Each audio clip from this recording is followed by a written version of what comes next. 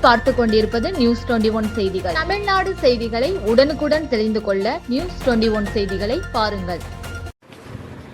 கடன் வசூலிக்கும் நிறுவனங்கள் மக்களை துன்புறுத்தி மேலும் ஏஜென்ட்டுகளை வைத்து மிரட்டி கடனை வலுக்கட்டாயமாக வசூலித்தால் தண்டனை வழங்கும் சட்டத்தை சட்டப்பேரவையில் தமிழ்நாடு அரசின் துணை முதல்வர் உதயநிதி ஸ்டாலின் தாக்கல் செய்துள்ளார்.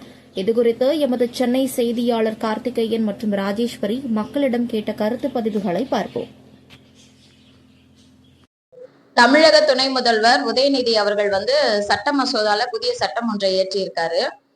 கட்டாய கடன் வசூலிப்பவர்கள் மீது 3 ஆண்டு சிறை தண்டனை எடுக்க வேண்டும் அப்படின்னு சொல்லியிருக்காரு. அதை பத்தி மக்களோட கருத்து என்ன அப்படின்னு இப்ப நம்ம கேட்போம். News21 சேனலுக்கு வணக்கம். தமிழகத்தில் கடனால் பாதிக்கப்பட்டவர்கள் பல லட்சங்களை தாண்டி பல கோடிகளை தாண்டி போய் கொண்டிருக்கிறது. இதற்கு எங்கள் அண்ணன் உதயநிதி ஸ்டாலின் அவர்கள் மேற்கொண்ட நடவடிக்கையாக 3 ஆண்டுகள் சிறை தண்டனை. அது சிறு தொழில் செய்பவர்களுக்கும் வியாபார தொழில் செய்பவர்களுக்கும் மிகவும் மகிழ்ச்சி அளிக்கிறது. இது இனி கடன் வாங்குபவர்களுக்கும் கொடுப்பவர்களுக்கும் எங்கள் அண்ணன் ஞாபகம் தான் வரும். சிறையை அடைந்து விடுவோமோ என்று பயந்து, அதனால் சட்டத்தை கொண்டு வந்த உதய அண்ணனுக்கு ஏழை எளியோர் எல்லாரோடையும் எந்த ஏழையும் சேர்ந்து நன்றி தெரிவித்துக் கொள்கிறோம். இதற்குமே இல்லை, அது வரவேற்கத்தக்கது தான். அது ஆனாலும் 2 டைப்பாக இருக்குல்ல. இப்போ கடன் கொடுத்தாலும் அது கொடுத்தானே ஆகணும் திருப்பி, கரெக்டாக. அது கொடுக்காத பட்சத்தில் அவங்க மேலே ஆக்ஷன் எடுக்கிறாங்க. 2வது ரொம்ப ஃபோர்ஸ் பண்ணுறதுனால சில பேர் சூசைட் பண்ணிடுற அளவுக்கு போகிறாங்க இந்த கடத்தினால. 2வது இவங்க இந்த இது நம்ம கரெக்டாக இல்லை அப்படின்னாக்கா, இவங்க கரெக்டாக கொடுக்கல அப்படின்னாக்கா அவங்க மறுபடியும் கடன் வாங்கிறதுக்கு முடியாது. அவங்க ஃபஸ்ட்டு இந்த சைடும் அவங்க கரெக்டாக கொடுக்கணும். வாங்கின கடனை கொடுக்கறது தான் முறை, அதுதான் கரெக்ட். அதே நேரத்தில் இவங்க ரொம்ப ஃபோர்ஸ் பண்ணுறதுனால அவங்க நிறைய பேர் சூசைட் லெவலில் போகிறாங்க. நமக்கே பார்க்குறோம் இந்த மாதிரி நடக்குது. அது ஒரு விதத்தில் ப்ளஸ்ஸாக இருந்தாலும் ஒரு விதத்தில் மைனஸும் இருக்குது. அதில் மிரட்டினது இல்லை சார். அதே மாதிரி நம்ம வாங்குற காசை கரெக்டாக அந்த டைம்குள்ள அவங்க அந்த பிஸ்னஸ் தான் பண்ணுறாங்க போது நம்ம அதுக்காக தெரிஞ்சு தானே வாங்குறோம். அதை இது வரைக்கும் நம்மள யாரும் மிரட்டியோ இது பண்ணதில்லை. ஒரு டைம் கொடுப்பாங்க, எல்லாம் அந்த டைமுக்குள்ள ஒரு 2 நாளோ ஒரு வாரமோ டைம் கொடுத்து கட்டினா இது வரைக்கும் எந்த பிரச்சனையும் அந்த மாதிரி வந்ததில்லை. அந்த மாதிரி நடந்துக்கிறதும் முதல்ல தப்பு. நாங்க வாங்குற காசை கரெக்டா அந்த டைமுக்கு கட்டுறோம், அதனால எந்த பிரச்சனையும் இல்லை. முதல்ல தமிழக மக்கள் அனைவரும் இந்த திராவிட முன்னேற்ற கழக அரசுக்கு நன்றி சொல்லணும். காரணம் என்னன்னா, எல்லாரும் மக்கள் இன்னைக்கு வறுமை கோட்டு ரொம்ப கீழே போயிட்டாங்க. அவங்களுக்கு கடன்ன்ற பேர்ல கொடுத்துட்டு அவங்கள அராஜகம் பண்ணி வீட்டில் லேடிஸை பிரச்சனை பண்ணி, இல்லை அவங்க சொத்தை பறிமுதல் பண்ணி டிராக்டரை பறிமுதல் பண்ணி கடனை வசூல் பண்றாங்க.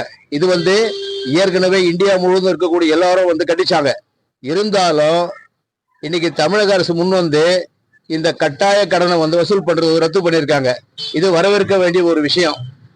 அதே மாதிரி பர்சனல் லோன்ன்ற பேர்ல சின்ன பிள்ளைங்க 18 வயசுல இருக்கக்கூடிய பசங்களை கூப்பிட்டு லோன் கொடுத்துடுறாங்க.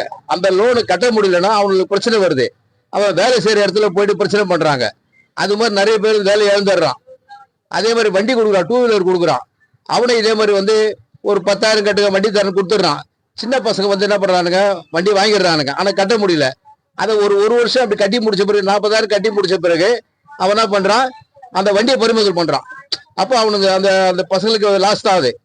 இருந்தாலும் இது கட்டாய கடன் வசூல்ன்றது அரசு எடுத்திருக்கு, கையில் எடுத்திருக்கு, நல்ல விஷயம். ஏன்னா கடனால லோன் பிரச்சனையால நாங்க ரொம்ப மாட்டிக்கிட்டு அவசரப்படுறோம். நாங்க ஏன்னா கட்ட முடியலனால வீட்டாண்ட ஒரே பிரச்சனை பண்றாங்க. நாங்க குடுத்துன இருக்கிற வாசல்ல பண்ண முடியாதுல்ல. சொந்த வீடா இருந்தா பரவாயில்ல, நம்ம ஏத்துக்கலாம். குடுத்துன வாசல்ல கேட்டா வீடு காலி பண்ணுன்றாங்க. நாங்க என்ன பண்ண முடியும்? ஆனா நாங்களும் கட்டிட்டு தான் இருக்கிறோம். கட்ட முடியாத சூழ்நிலைன்னு வந்துச்சுன்னா அப்ப நாங்க என்ன பண்ணுது? அப்ப நாங்க என்ன சூசைடா பண்ணிட்டு போக முடியும்? கட்டுறேன்னு தானே சொல்றேன் நாங்க லோனு. பொதுமக்களின் கஷ்டத்தை உணர்ந்து வங்கி கடன் கட்டாய வசூலை மக்கள் பெரும் பாடை நேரில் பார்த்து மக்கள் அவங்க வீட்டில் இருக்கிற பொருள்களையோ இல்லை அக்கம்பத்தில் கடன் வாங்கியோ வங்கி கடனை கட்டி நின்றவங்கள அவங்கள நிம்மதி பெருமூச்சு விடுற மாதிரி ஒரு அருமையான ஒரு திட்டத்தை தளபதி அவர்கள் அறிவிச்சிருக்காங்க. மக்கள் கொரோனா காலத்திலேயே நிறைய கடன்கள் கட்ட முடியாமல் அதுக்கப்புறம் வங்கிகள் மூலமாக அடியாட்கள் வச்சு வசூல் பண்ணிட்டு இருந்தவங்கள இன்னைக்கு வந்து அவங்க எல்லாம் பயப்படுற அளவுக்கு ஒரு அருமையான ஒரு திட்டத்தை வந்து தளபதி அவர்கள் கொண்டு வந்திருக்காங்க. இதை வந்து மக்கள் அனைவரும் ரொம்ப வரவேற்கிறாங்க. ஒரு அருமையான திட்டம் இது. பொதுமக்களுக்கு இது ஒரு நல்ல சட்டம். அதாவது ஏழைகள் வந்து நிறைய பேர் வந்து தங்களுடைய அத்தியாவசிய தேவைக்காக வந்து நிறைய கடன்கள் வாங்குறாங்க. இந்த வங்கிகள்ல வந்து டைரக்டா வந்து தேசிய வங்கிகளை வாங்கும் போது குறைந்த வட்டி கிடைக்கும், ஆனா லேட் ஆகும். ஆனா இது மாதிரி தனிநபர் வங்கிகள்ல வாங்கும் போது உடனடியா கொடுப்பாங்க, ஆனா வட்டி அதிகம். சில சூழ்நிலைகள்ல அவங்களால வட்டி கட்ட முடியாத சூழ்நிலையில என்ன ஆகுதுன்னா, இவங்க வந்து அடியாட்களை வச்சு பவுன்சர்களை வச்சு வீட்டில் வந்து உள்ள பூந்து அந்த சாமான் எடுத்து போடுறது, அவங்க வீட்டுக்குள்ளேயே உட்காந்து தகராறு பண்றது, பெண்களை வந்து தரைக்குறைவா பேசுறதெல்லாம் இருந்தது. இனிமேல் வந்து கண்டிப்பா இந்த சட்டம் நிறைவேற்றின பின்னால கண்டிப்பா வந்து எந்த ஒரு வங்கியும் வந்து இந்த நடவடிக்கை எடுக்காது. ஏன்னா நடவடிக்கை வந்து மிரட்டுற சாதாரண ஒரு அடியார்ல இருந்து அந்த மேலாளர் வங்கி மேலாளர் வரைக்கும் இந்த சட்டம் பாயும்ன்றதுனால இந்த சிறப்பான சட்டத்தை அனைத்து மக்களும் வந்து வரவேற்கிறாங்க. நாங்களும் எங்க திராவிட முன்னேற்ற கழகத்தை சார்பில் வந்து நாங்க வந்து இது பொதுமக்களுக்கு ஒரு நல்ல ஒரு பாதுகாப்பை இந்த அரசு ஏற்படுத்தி கொடுத்துருக்குன்னு நினைச்சு நாங்களும் இதை பெருசா வரவேற்கிறோம்.